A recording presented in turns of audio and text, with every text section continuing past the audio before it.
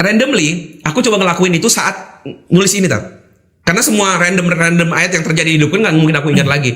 Pas ngomong ini, oke coba ketika aku sekarang mau nyari ayat, aku dapat apa ya? Aku langsung dapat ini Tat. Dan ini berbicara banget.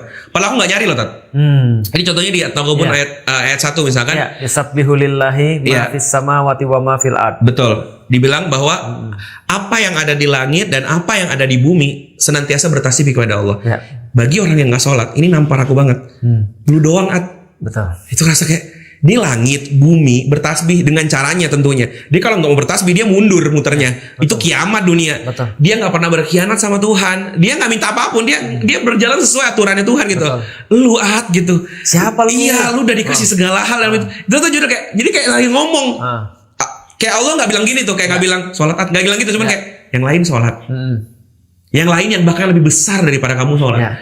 Itu kayak dan lebih penting daripada kamu. Kamu mati orang nggak peduli, matahari nggak terbit, semua orang panik dong. Betul.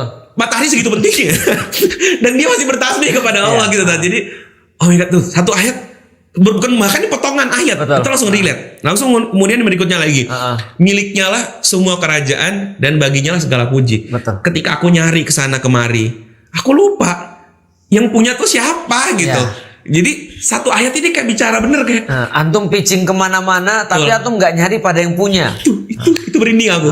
Sampai kalimat kata-kata yang sering dibilang gini, udahlah kita tabrak aja gini. Terus dia bilang janganlah, cari yang halal lah. Aku pernah ngomong kayak gitu, walaupun nggak ngaji aku bilang cari yang halal aja lah, jangan aneh-aneh. Dia bilang yang nyari yang halal susah sekarang. Nah itu menarik ketika baca ayat ini aku jadi bilang, lu berani menabrak aturan Tuhan yang punya rezeki lu, ngerti gak sih? Lu minta duit dia. Lu punya bapak. Iya, lu mau duit dia tapi lu tabrak semua aturan kayak gimana mau dapet gitu kan. Dikasih lu tapi dilempar. Itulah Tat, makanya ngerasa satu ayat dua ayat kemudian muncul lagi. Dan baginya lah segala puji. Ini kan sebenarnya mengarah kepada juga tadi aku ngomong ketika aku mengharap pujian orang dan bahagia dengan pujian orang lain dan seterusnya. Ternyata nggak puji-pujian itu justru bukan untukku, nggak perlu diharapkan, hanya kepada dia gitu. Lanjut lagi kemudian dan dia maha kuasa atas segala sesuatu.